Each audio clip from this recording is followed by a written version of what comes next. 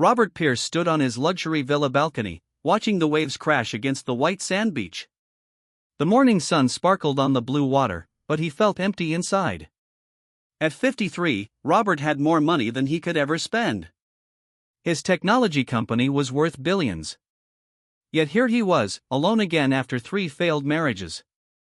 He sighed and checked his phone. 20 new emails from work. Work was the one thing that never disappointed him.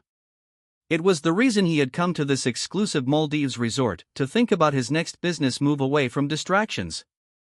Just one more week of peace, he muttered, slipping on his swimming trunks.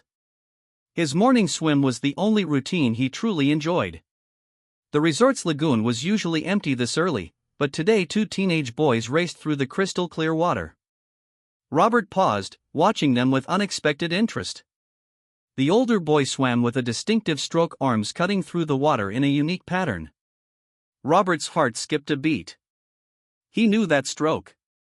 It was the same technique he had developed himself as a young swimmer. The same movement that had won him regional championships before business became his life. Impossible, he whispered to himself. Later at breakfast, Robert spotted the boys again. They sat with a woman whose back was turned to him. Something about her seemed familiar, the way she sat, the gentle tilt of her head as she listened to the boys. When she turned to call a waiter, Robert dropped his coffee cup. It shattered on the floor, but he barely noticed. Emma. After 20 years, she looked different yet somehow the same.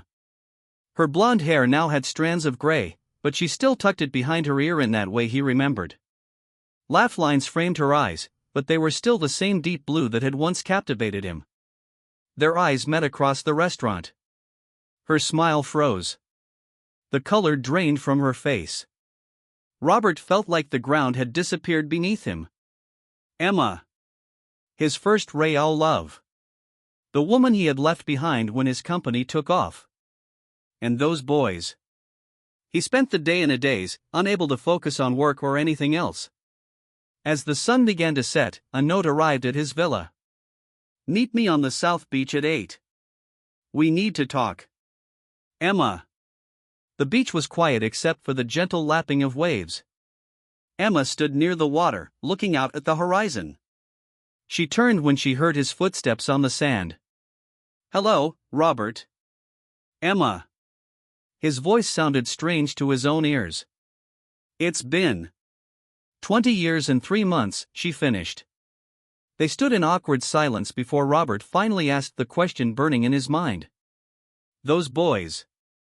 Emma took a deep breath. They're yours. William and Henry. Twins. The world seemed to tilt. Robert steadied himself. Mine? How? We were always careful. Nothing is 100%, Emma said softly. When I found out, I tried to tell you. I called your office many times. Your assistant said you were too busy building your empire and didn't want any distractions. Robert remembered Jessica, his ambitious first assistant who had protected his time fiercely. Had she blocked Emma's calls? Never told him? I didn't know, he whispered. By the time I realized you weren't going to call back, you were engaged to Victoria. Your face was on business magazines talking about your rapid success. I decided to raise them on my own. Robert stared at the sand. They think I'm dead, Emma finished. I told them their father died before they were born. It seemed kinder than saying you didn't want them. But I didn't know about them. Robert protested. Would it have mattered? Emma asked. Would you have chosen us over your company? Robert couldn't answer. At 25, drunk on his first taste of success, would he have given it all up for a family? He wasn't sure. They're good boys, Robert. Smart, kind. William is serious, analytical. Henry is creative, adventurous. They're both excellent swimmers, as you saw. Do they know who I am? That I'm here? Emma shook her head. No. I needed to talk to you first. Robert ran his hands through his hair. I've missed everything. Their first steps, first words, school events. Yes, Emma said simply. You have. What do we do now? He asked. Emma looked at him carefully. That depends. Are you just passing through their lives, or do you want to be their father? As the moon rose over the ocean, Robert made the biggest decision of his life, bigger than any business deal or acquisition. The empire he had built suddenly seemed meaningless compared to what he had lost. I want to know my sons, he said finally. If they'll let me.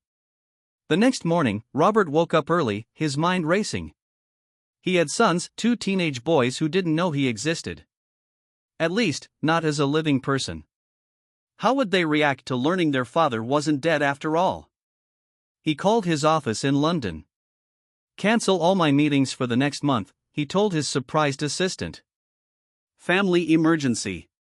Emma had suggested they meet in her villa to talk about how to approach the boys. When Robert arrived, she looked nervous. I've been thinking about this all night, she said, offering him tea. William and Henry are 16 now. They're at an age where they question everything. This will be difficult for them. Robert nodded. I understand. How do you think we should tell them? Directly, Emma replied. No games, no long build-up. They deserve the truth. When the boys returned from their swimming lesson, Emma called them to sit down. They looked curiously at Robert, who was trying to hide his shaking hands. Boys, Emma began, there's something important I need to tell you. It's about your father. Henry, the younger twin by 17 minutes, frowned. What about him? You said he died before we were born. Emma took a deep breath. That's not exactly true. I told you that because I thought it was best at the time. She gestured toward Robert. This is Robert Pierce. He's your biological father. The silence that followed felt endless. William stared at Robert with wide eyes that looked just like his own. Henry's mouth opened and closed without making a sound. Then William stood up suddenly. You're joking, right? His voice was cold. No, William, Emma said gently.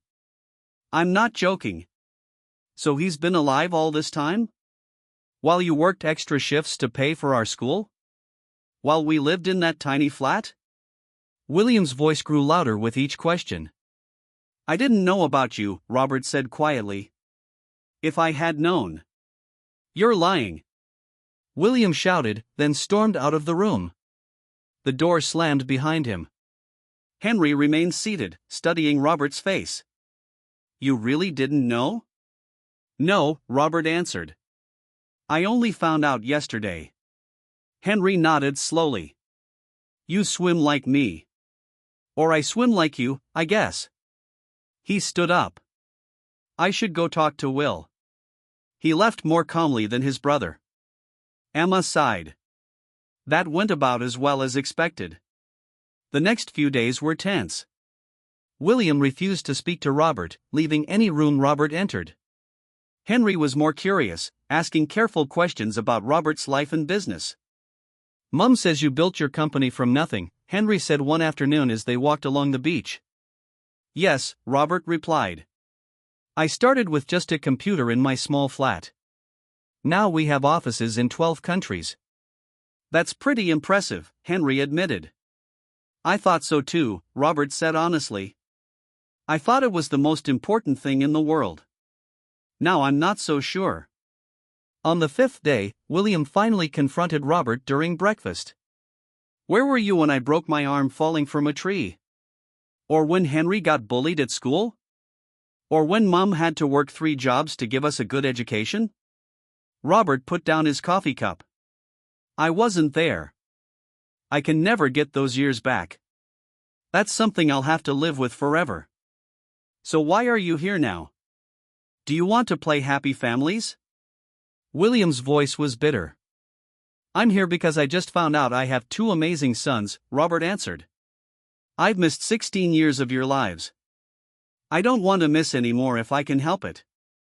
William stared at him for a long moment. I'm not calling you Dad. You can call me Robert, he offered. I haven't earned Dad yet. That seemed to surprise William. He nodded stiffly and left, but the wall between them had cracked, just a little. As the days passed, Robert learned more about his sons. William was brilliant with computers and engineering, much like Robert himself. Henry loved marine biology and spent hours talking about saving coral reefs. Both boys were talented swimmers, another trait they had inherited from him. Robert extended his stay at the resort. For the first time in decades, work wasn't his priority. He watched the boys swim, listened to their stories, and slowly began to understand what it meant to be a father. One evening, Robert found William alone on the beach, staring at the sunset. "Can I join you?" Robert asked. William shrugged, which Robert had learned meant yes in teenage language. They sat in silence until William spoke. "Mom kept all the letters you wrote her." Robert looked at him in confusion. "Letters?" "She has a box of them. Love letters, she called them.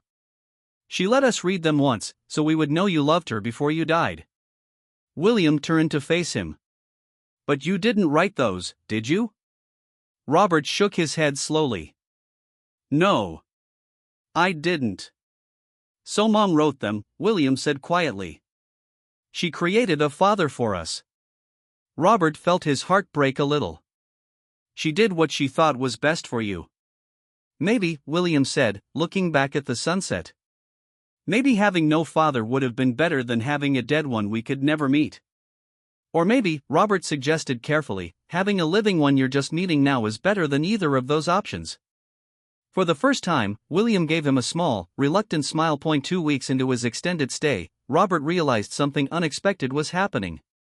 As he spent more time with his sons, he was also falling in love with Emma all over again. Not with the memory of the young woman he had known 20 years ago, but with the strong, wise person she had become. They sat together on the beach one evening, watching William and Henry play volleyball with other teenagers from the resort. The boys moved with natural athletic grace, laughing and shouting as they scored points. "They're so much like you," Emma said, smiling as Henry made a spectacular diving save. "Henry has your creativity, always thinking outside the box. And William has your focus and determination." "Maybe," Robert agreed. "But they have your heart. Both of them. That's the best part of them." Emma looked at him curiously. "You've changed, Robert." "The man I knew would have been checking his phone every 5 minutes, worried about missing something important at work." "I've learned what's really important," he replied simply. A bit late, unfortunately. Over glasses of wine on her villa patio that night, they talked about the years they had spent apart. Emma had struggled as a single mother, working multiple jobs while getting her law degree. Now she was a respected environmental lawyer, fighting to protect marine habitats. "I'm proud of you," Robert told her. "You've built an amazing life." "It wasn't easy," Emma admitted. "There were nights I cried myself to sleep, wondering how I would manage. But the boys gave me purpose." Robert reached for her hand. "I'm sorry I wasn't there." Emma didn't pull away. "We can't change the past." The next day, Robert received an urgent call from his London office. A major problem had arisen with a new product launch. He would need to return immediately. Panic seized him. He had just found his family. He couldn't bear the thought of losing them again. Would they think he was abandoning them, just when they were starting to connect? He found Emma and the boys at lunch and explained the situation. "I need to go back to London tomorrow. The company needs me for this crisis." William's face darkened. Henry looked disappointed but nodded in understanding. "When will you come back?" Henry asked. Before Robert could answer, William spoke up. "If he comes back." "William," Emma said in a warning tone. Robert took a deep breath. "I understand why you would think that, William. But I promise you, I'm not disappearing from your lives." "Promises are just words," William said. "You're right," Robert agreed. "So let me suggest something else. We have 3 weeks before your school starts again. maybe you could come to London with me? All of you. See where I live, meet my team, understand my world a bit. The surprise on their faces was clear. Emma recovered first. Robert, that's a big step. We can't just. Why not? Henry interrupted, excitement in his voice. I've never been to London. Because we have lives here, Henry, Emma explained. And we barely know Robert. I want to go, Henry insisted. He turned to his brother. Come on, Will. Wouldn't it be cool to see his company? All those computers and stuff? William hesitated, looking between his mother and Robert. Then, to everyone's surprise, he shrugged. I guess it could be interesting. To see if he's really as important as he thinks he is. Emma looked torn. I don't know. Please, Mum, Henry begged. It's just a visit. We can always come home if it's weird. And I'll arrange everything, Robert added quickly. Separate rooms for everyone in my penthouse. Or hotel rooms if you prefer. Whatever makes you comfortable. Emma studied his face. And what about after the 3 weeks? What happens then, Robert? It was a fair question. One that Robert had been thinking about constantly. I don't know exactly, he admitted. But I want to be part of their lives, part of your lives, if you'll let me. We can figure out the details together. Later that night, Emma called him. The boys have convinced me, she said. We'll come to London with you. But Robert, this isn't a fairy tale. I'm not the same girl you knew, and this can't just be about easing your guilt. I know that, Robert said softly. You're so much more than the girl I remember. You're stronger, wiser. I admire the woman you've become, Emma. There was a pause before she spoke again. We'll see you tomorrow for the flight. As Robert packed his bags, he felt something he hadn't experienced in years, fear mixed with hope. His perfectly controlled life was changing in ways he couldn't predict. For a man who had built his success on careful planning, it was terrifying. But for the first time in 20 years, it also felt right. Robert's penthouse apartment occupied the top 2 floors of a modern glass building overlooking the Thames River. As he led Emma and the boys inside, he suddenly saw his home through their eyes, expensive but cold, designed to impress rather than welcome. This is all yours? Henry asked, wide-eyed as he wandered through the massive living room with its floor-to-ceiling windows. Yes, Robert replied. Though I'm rarely here. Mostly just to sleep. William moved from one empty space to another, studying the minimal furniture and bare walls. It's like a hotel, he commented. Not really a home. Emma gave Robert a sympathetic look. It's very clean. Robert laughed awkwardly. I suppose it is a bit empty. I never really thought about it before. The first few days were strange for everyone.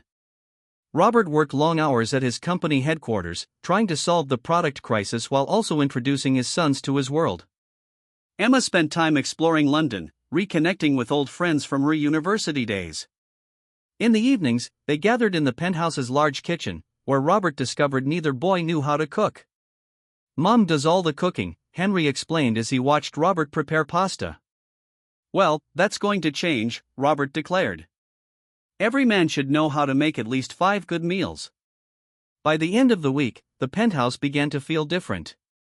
The boys' shoes cluttered the entryway. Swimming trophies they'd brought from home sat on shelves. The refrigerator, usually empty except for protein shakes and takeout containers, was now full of food. The sound of laughter filled rooms that had known only silence. Arguments over which film to watch, whose turn it was to wash dishes, and whether William had actually finished his shower or just claimed he had all the normal noise of family life echoed through the once quiet spa. CE. On Sunday, Robert took William to his company's research lab. He had noticed his older son's interest in computers and programming, so similar to his own at that age. This is where we develop new products, Robert explained as they walked through rows of workstations. Everyone here is brilliant, the best in their fields. William tried to look unimpressed, but his eyes lit up at the advanced technology. When one of the lead engineers invited him to try a new virtual reality program they were developing, he couldn't hide his excitement. "This is amazing," William admitted as he removed the VR headset. "How does it work?"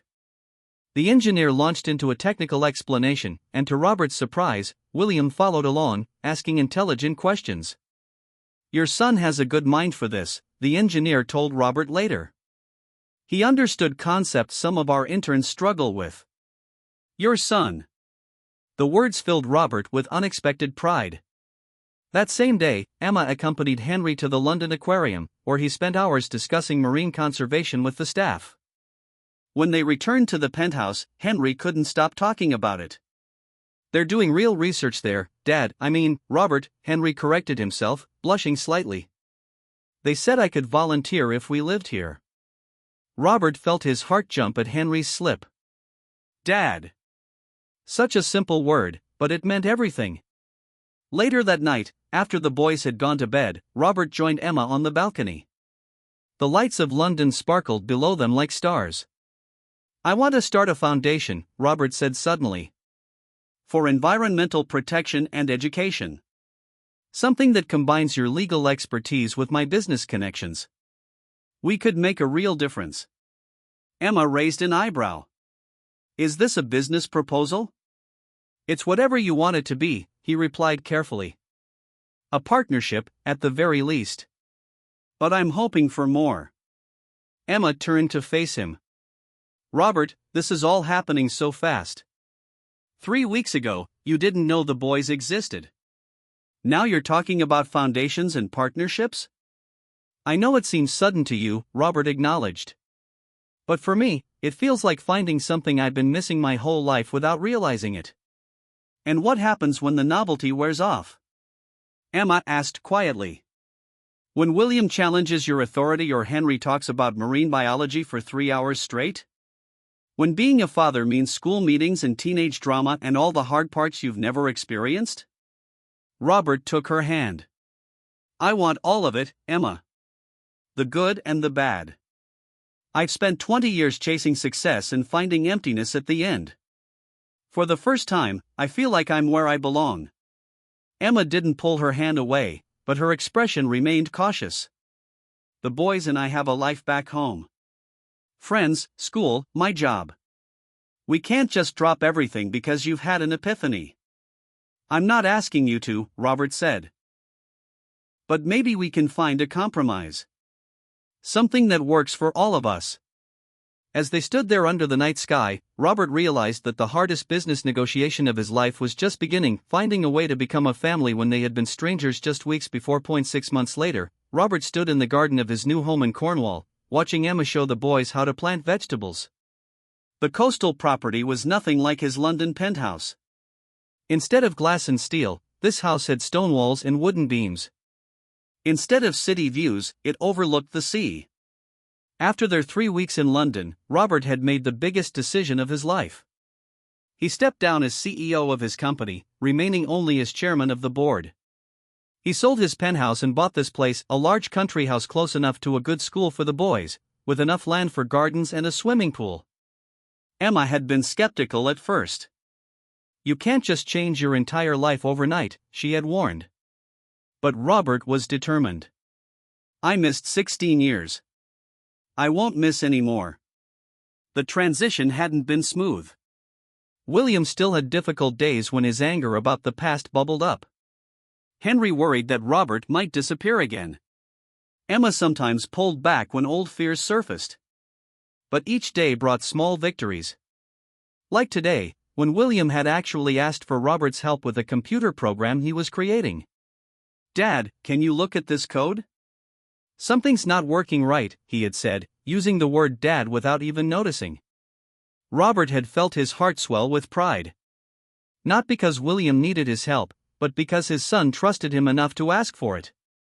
The Pierce Environmental Foundation was taking shape, with Emma as its director. They were funding research projects that both boys showed interest in. William was designing an app to track marine pollution, while Henry was helping with a beach cleanup program. Robert's phone rang, interrupting his thoughts. It was his former assistant at the company. "The board needs you for the quarterly meeting next week," she said. "In person this time. They're not happy with the new management team." A year ago, Robert would have dropped everything and rushed to London. Now, he looked at his family in the garden and made a different choice. "They'll have to do it without me," he replied. "I have a commitment here I can't break." That commitment was William's swimming competition, his first since they had become a family. Robert had promised to be there, and unlike the Robert Pierce of the past, this version kept his promises. Later that evening, as the sun set over the sea, Emma joined Robert on the cliff path near their home. They walked in comfortable silence for a while. "Do you ever miss your old life?" she finally asked. "The excitement, the power, being in charge of everything?" Robert looked at her, then back at the house where his sons were arguing over a video game. "I don't miss what I never really had," he answered truthfully. Emma smiled. "You've changed." "For the better, I hope," he said. "Definitely for the better." She took his hand as they continued walking. "Though I never thought I'd see the great Robert Pierce planting vegetables and attending parent-teacher meetings." Robert laughed. "Neither did I. But I'm happier now than I ever was making millions." Their relationship had evolved slowly. They weren't rushing anything, both aware of how much was at stake. The boys needed stability, not romantic drama. But the feelings between them had grown stronger each day, built on shared purpose and rediscovered trust.